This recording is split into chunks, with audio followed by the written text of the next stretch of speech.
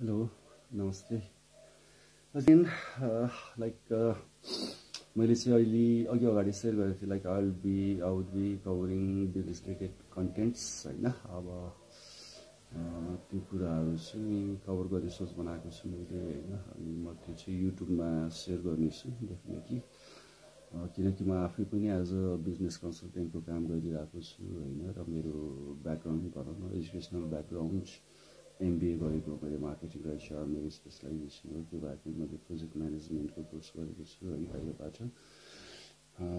त्यसकारण अब भनौँ न अब यो बिजनेस सेक्टरमा बिजनेस फ्याटेनिटीको एउटा एक किसिमको एक्सपिरियन्स रहेको छ प्रोजेक्टहरुमा त्यसै गरी त्यो भएको हुनाले चाहिँ जस्ट फेल्ट लाइक अब केही मैले इभन म ट्रेनिङ्सहरु चलाउँछु बिजनेस रिलेटेड ट्रेनिङ्सहरु चलाउँछु हैन त्यो भएको हुनाले सायद मैले केही टपिक्सहरु कभर गर्यो भने हैन स्पेशली स्टुडेन्ट्सहरुको लागि नट ओन्ली स्टुडेन्ट्स एस्पायरिङ एन्टरप्रेन्योर्सहरु हुन सक्नुहुन्छ अथवा एक्जिस्टिङ एन्टरप्रेन्योर्सहरुको लागि पनि केही कुराहरु उहाँलाई भनौँ न उहाँहरुलाई फ्रुटफुल हुन्छ फ्रुटफुल हुन्छ भनौँ अथवा उहाँहरुको नलेजलाई एनहान्स गर्छ भनौँ अथवा यसले चाहिँ लाइक उनीहरुको running business भनौँ अथवा if somebody wants to set up business यो कुराहरुले चाहिँ उहाँहरुलाई डेफिनेटली फलब्याक हुन्छ भन्ने मेरो मनसाय हुनाले so I just wanted to cover topics on के भन्छ क्रिएटिभिटी र इनोभेसनको बारेमा चाहिँ मैले कुरा गर्न चाहे आज है किनकि it's a kind of buzzwords है अहिलेको लाइक क्रिएटिभिटी हुनु पर्यो व्यवसायमा इनोभेसन हैन थिंकिङ आउट अफ बक्स यस्तै कुराहरु हैन डुइङ थिंग्स डिफरेन्टली अनि यो कुराहरु चाहिँ एकदमै काइन्ड अफ प्रिभ्यालेन्ट भनौँ न अब सुनिराख्ने कुरा हो हैन जहिले पनि भनिराख्ने कुरा हो यूएसपी युनिक सेलिङ प्रोपोजिसन्सहरु भनेको थियो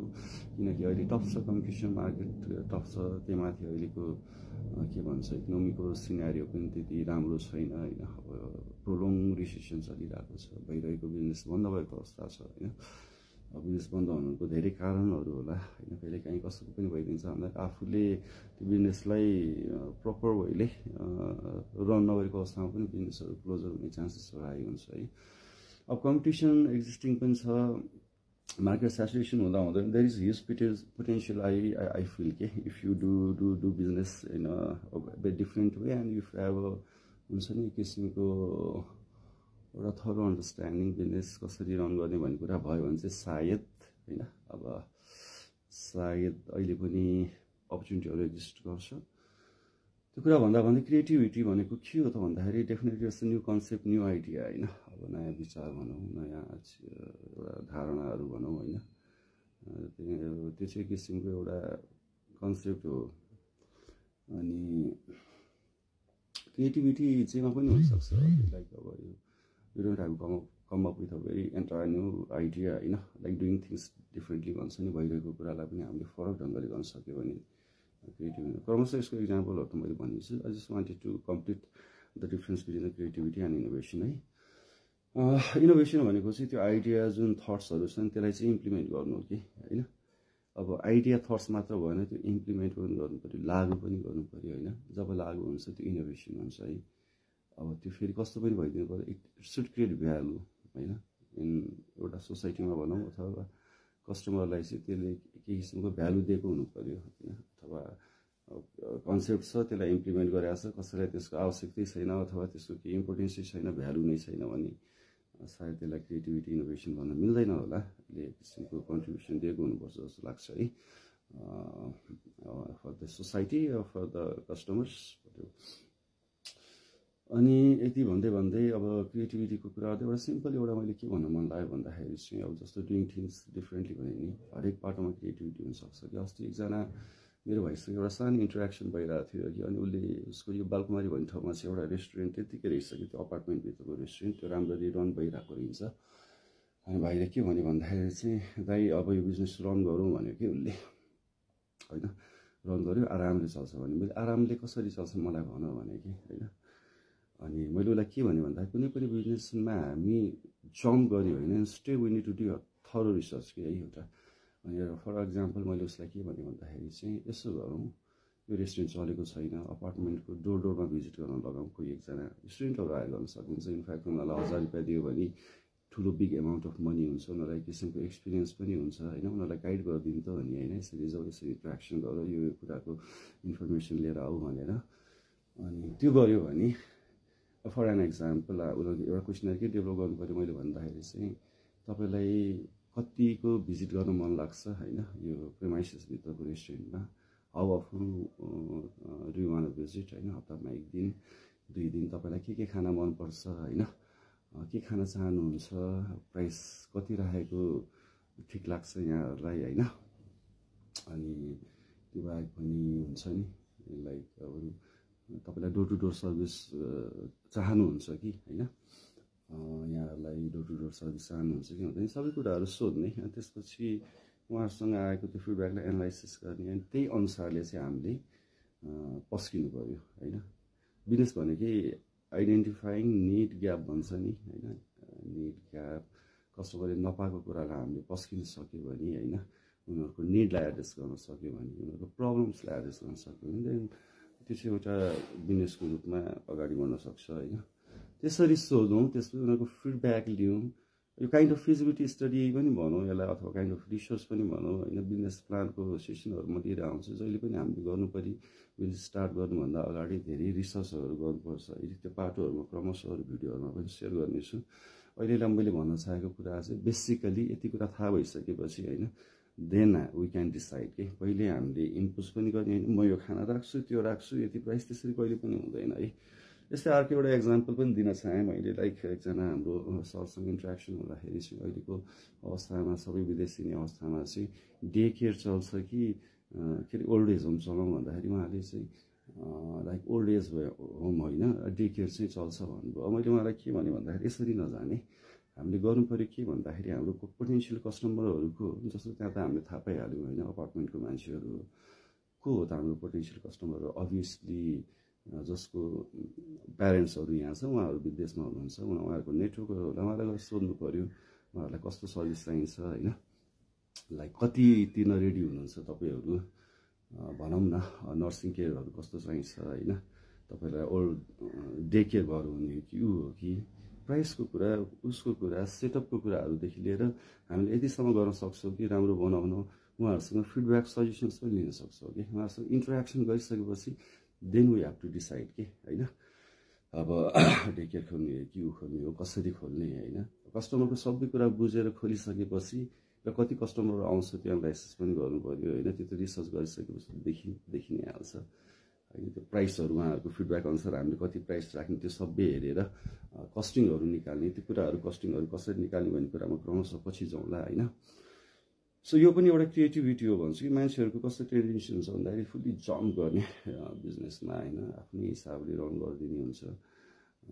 मैले भने मार्केटिङमा त त्यही त हो नि, एउटा टेस्ट पनि कस्टमर हुनु पऱ्यो, test preferences colour whatever way हामीले डेलिभर गरेर हुन्छ नि, त्यो कस्टमरको निड चोइसेस अनुसार हुनु पऱ्यो। यो कुरा चाहिँ एकदमै ल्याकिङ भएको देखेर मैले चाहिँ एउटा सानो क्लिप बनाउनु पनि चाहेको होइन। यति भन्दा हुँदा क्रिएटिभिटी र इनोभेसनको कुरा गर्दा गर्दै यसलाई भनिहालेँ नि। अब जस्तो म हिजो एउटा रेस्टुरेन्टमा भिजिट गरिरहेको थिएँ, अनि यति राम्रो रेस्टुरेन्ट थियो, भाइहरूले यस्तो राम्रो सोच्नलाई मैले सानो त्यसको क्लिप पनि राखेको छु इनफ्याक्ट है। अनि सबै कुरा ठिक छ, अब कस्टमर सेटिस्फ्याक्सन मात्र भएन, कस्टमर डेलाइट पनि हुनु पऱ्यो कि, त्यहाँको फुडहरू amazing, ambience is amazing, everything is amazing. अनि मैले एउटा भाइलाई के सोधेँ भन्दाखेरि त्यो आर्टहरू पेन्टिङ्सहरू एकदमै राम्रो थियो कि त्यहाँ। अनि मैले भाइलाई के सोधेँ भन्दाखेरि यो पेन्टिङ्स के हो, यसको सार्थकता के हो भनेर सोधेँ कि, त्यो 5 एलिफेन्ट्सहरू हुनुहुन्थ्यो होइन, थियो भनौँ न त्यो पेन्टमा, उहाँले यत्तिकै बनाएको भन्नुभयो। अब जस्तो अब हाम्रो 7 हर्सेसहरू राखिरहेको हुन्छ नि है कतिपय ठाउँमा, रेस्टुरेन्टदेखि लिएर घरमा, त्यसको चाहिँ प्रस्पेरिटी होइन, उसको लागि पिस होइन, त्यो गुड भाइब्सहरूको लागि वाट एभर त्यो क्यारी to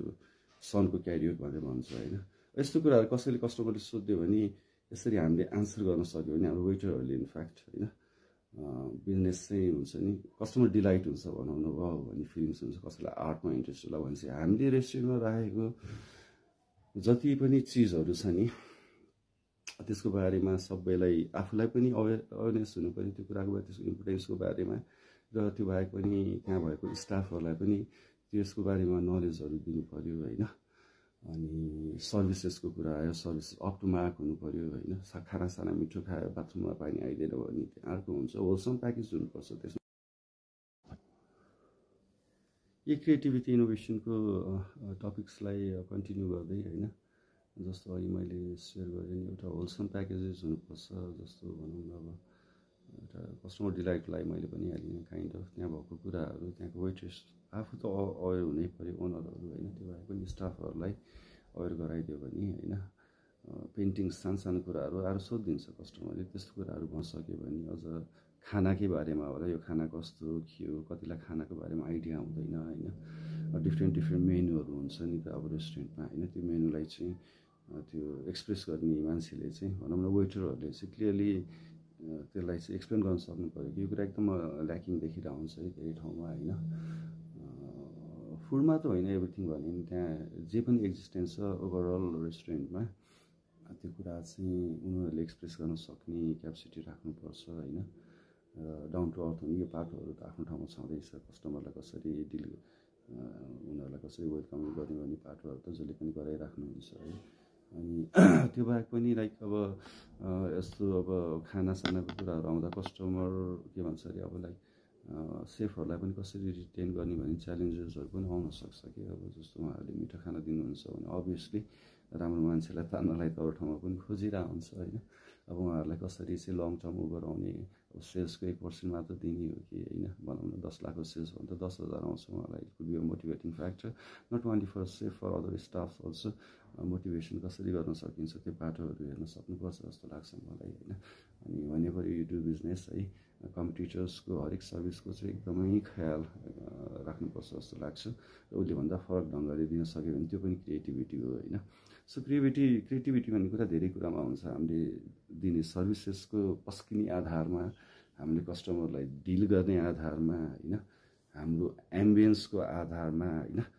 it's not only new concept, exciting concept, एकदम खतरा एक्स्ट्राभ्यागेन्ट कन्सेप्टहरू भन्ने हुँदैन जस्तो लाग्छ है। इनफ्याक्ट हुँदैन। सो डुइङ थिङ्स डिफ्रेन्टली होइन, addressing the needs of customer होइन, जसले चाहिँ भ्यालु क्रिएट गर्न सकोस् कि कस्टमरलाई होइन। कस्टमरलाई भनौँ न डिलाइटको अवस्थामा लान सकोस् है। सो मैले भन्न चाहेँ रिसर्च एकदम राम्ररी गर्नुपर्छ। आफूले गरेको बिजनेसको लागि बिजनेसको आइडिया हुनु पऱ्यो, रिसर्च गर्नु पऱ्यो, कम्प्युटर एनालाइसिस गर्नु पऱ्यो होइन। अनि त्यसपछि आएर कस्टमरको टेस्ट प्रिफरेन्स आदि भइसकेपछि त्यो सामानहरू, क्वालिटी प्रडक्ट्सहरू कहाँबाट ल्याउने त्यसको रिसर्च पनि गर्नु पऱ्यो होइन। कसरी लिएर आउने, त्यसलाई कस्ट मिनिमाइज कसरी गर्ने त्यो पनि हेर्नु पऱ्यो। र हामीले जुन फिक्स एसेट्सहरू हुन्छ होइन, त्यसको कस्ट मिनिमाइज कसरी गर्ने त्यो कुराहरू पनि हेर्नु पऱ्यो होइन। धेरै पाटोहरू छ, त्यो कुराहरूमा क्रमशः आउने दिनहरूमा चाहिँ सायद होइन, इनफ्याक्ट म कभर गर्छु होइन। यो बिजनेस प्लान भनेको के हो, फिजिबिलिटी स्टडी भनेको के हो, कसरी गर्नुपर्छ, what is marketing plan, what is production plan, what is financial plan होइन। यसलाई चाहिँ म धेरै सरल तरिकाले चाहिँ पस्किन चाहनेछु है, ताकि 8, 9 क्लास 10 क्लासको स्टुडेन्ट्सहरूले पनि क्लियरली त्यसलाई अन्डरस्ट्यान्ड गर्न सकोस्। र त्यो बाहेक अब हायर लेभलको स्टुडेन्ट्स भनौँ अथवा अरूहरूले त त्यसलाई इजिली ग्राफ गर्न सक्नु नै हुन्छ होला है। यति भन्दै आजको यो क्रिएटिभिटी र इनोभेसनको र मेरो एउटा अलिकति एक्सपिरियन्स मैले यहाँ सेयर गर्न चाहेँ। यहाँहरूलाई कस्तो लाग्यो होला होइन। अब क्रमशः रिलेटेड कन्टेन्ट्सहरूलाई राख्दै जाने सोचमा छु। र यहाँहरूलाई कुनै कन्टेन्ट्सको यो राख्दै हुन्थ्यो भन्ने जस्तो हुन्छ भने त्यो पनि प्लिज यहाँहरूले कमेन्ट गर्न सक्नुहुन्छ होइन। र मेरो चाहिँ अब नेक्स्ट टाइम चाहिँ बिजनेस प्लान भनेको के हो होइन, फिजिबिलिटी स्टडी भनेको के हो, बिफोर स्टार्टिङ बिजनेस हामीले चाहिँ के कुरामा ध्यान दिनुपर्छ होइन। अनि ताकि हामीलाई सहज होस् बिजनेसलाई रन गर्न, र एडभान्समै थाहा होस् कि काइन्ड अफ यो बिजनेस सक्सेसफुली रन हुनसक्छ कि सक्दैन भने त्यो कुराको चाहिँ टपिक मैले कभर गर्नेछु। र मेरो काइन्डली रिक्वेस्ट यो छ कि like it doesn't matter competition exist गर्छ, सेचुरेसन मार्केट रिसेसनमा जेसुकै भए पनि if you do business in a very different way, हुन्छ नि लाइक कस्टमरलाई राम्रोसँग सर्भिसहरू दिन सक्यो भने डेफिनेटली अहिले पनि स्कोप छ, अपर्च्युनिटी छ भन्ने कुरा यहाँ राख्दै यहाँसँग मैले यहाँहरूको समयको लागि धन्यवाद भन्दै थ्याङ्क यू भन्दै म चाहिँ अहिलेको लागि साइनिङ अफ के भन्छ। Thank you so much. Thank you for watching. Ajit here.